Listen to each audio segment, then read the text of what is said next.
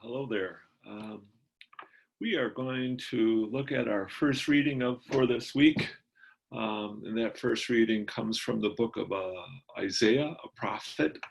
Um, he is one of the, what we call the major prophets versus the minor prophets, and it has nothing to do with what they had to say. It was basically due to the length of what they had to say. And Isaiah, I believe, goes for 66 chapters. And it's quite a read. And I would suggest if you have some time to read it.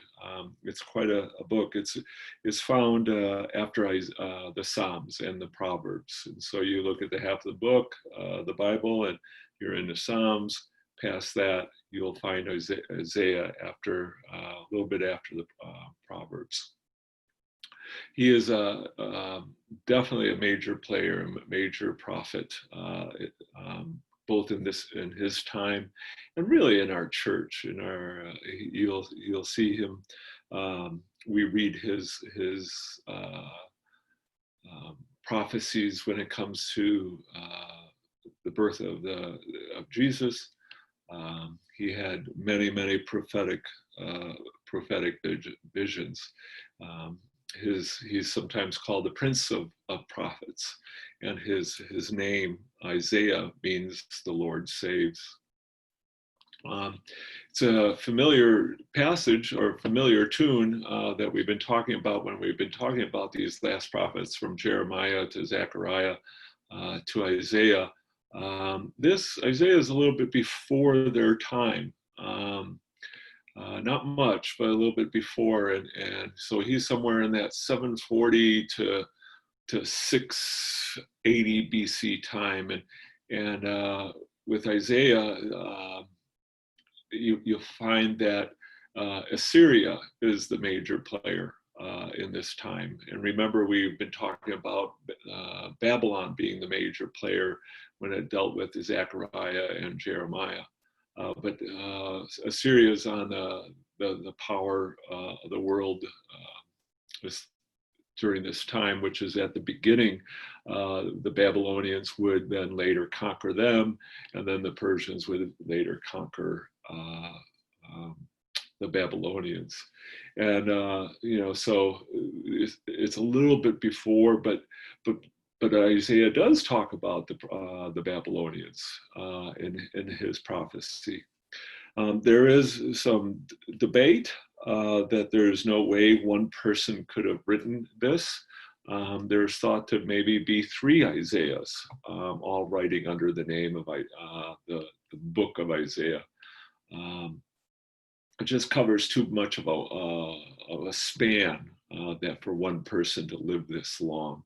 And so the common thought is that there was more than one writer of Isaiah. And so, during this time, Isaiah is living. The kings of Israel, not that great. They're usually, when you talk about where the king goes, where the country will go, and if the king is not really worshiping God, then the country is not going to be worshiping God. So when we talk about over the 30 kings that Israel had after David and Solomon, really only 6 of them followed God's will. And during this time of Isaiah, one of the kings earlier was not following his will. And so that's why you'll see that Assyria is able to conquer the northern kingdom. They're threatening the southern kingdom. But as this threat occurs, there was a new king, King Hezekiah, and he is one that worships the Lord, and he prays so hard for God to take care of Jerusalem and take care of the southern kingdom, and God does. The Assyrian army has to pull back, and because of the threat at home, and they leave, and so everything appears to work out well. but then Hezekiah sort of falls into some bad ways, and Isaiah warns, "Don't do that, don't do that." And sure enough, they are later conquered. And Isaiah foretells us that the Babylonians are the next world players, or next world powers, and so they're going to come in and just wipe out the city. And we talked about that. They wiped out the city and destroyed it. So, so this is that time where Isaiah now is speaking, and the Israelites are in exile in Babylon, and they've been there for a long time, and Isaiah is saying, it's okay, stay encouraged, because this is what's going to happen here. And so we're going to read Isaiah 55, 10 through 13. For as the rain and snow come down from heaven, and do not return there until they have watered the earth, making it bring forth and sprout, giving seed to the sower and bread to the eater, so shall my word be that goes out from my mouth. It shall not return to me empty, but it shall accomplish that which I purpose, and succeed in the thing for which I sent it. For you shall go out in joy and be led back in peace. The mountains and hills before you shall burst into song, and all the trees of the field shall clap their hands. Instead of the thorn shall come the cypress, instead of the briar shall come the myrtle, and it shall be the Lord for a memorial, for an everlasting sign that shall not be cut off.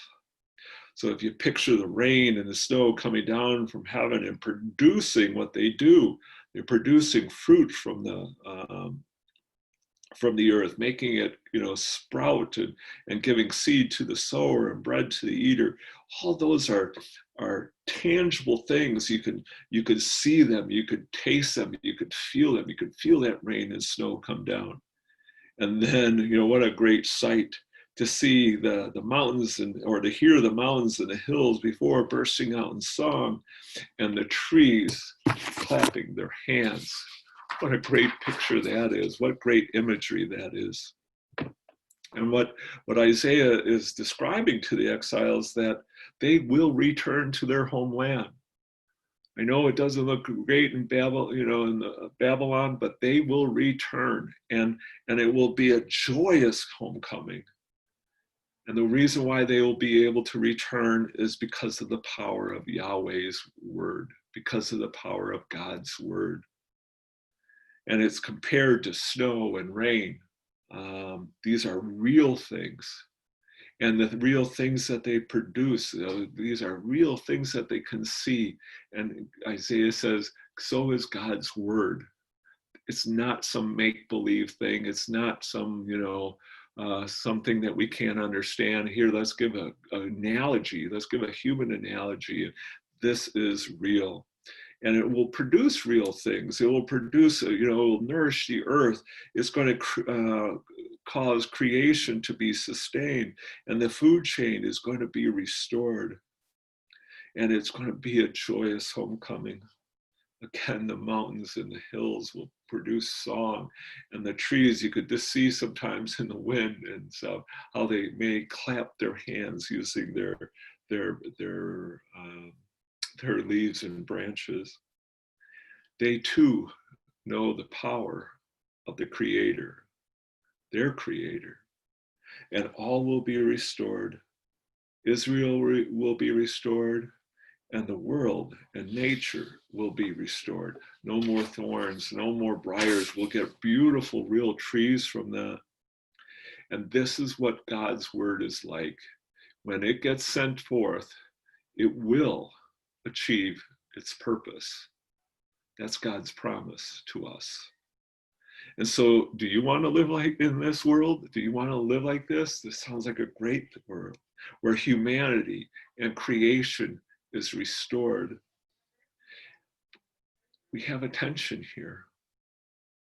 We will be living in this world, even when the Israelites, back then, 2,500 years ago, they were promised that this world will occur, but they live in that tension of Not yet. Not yet.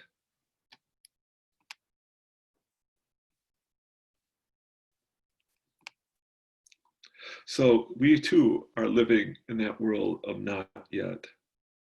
So much of our world, so much of our country, so much of our city and towns, and maybe even our church remains contrary to God's will that is sent out for it to be achieved.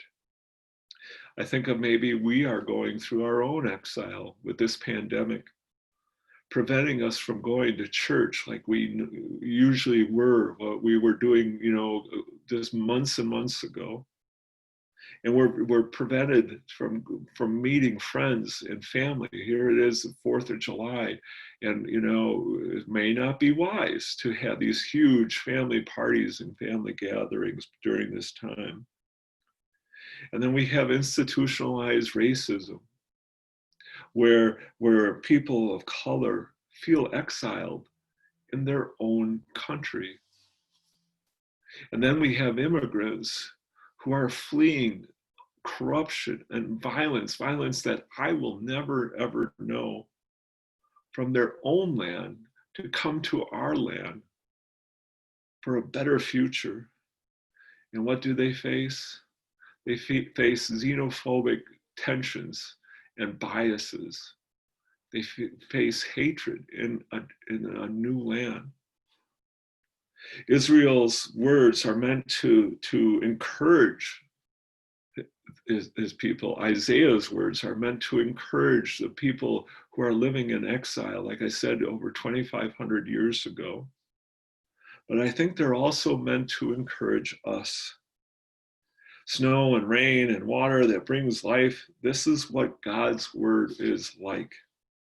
It will produce, it will restore, it will bring peace. God guarantees it. Just we're not living in that time yet, but it will occur.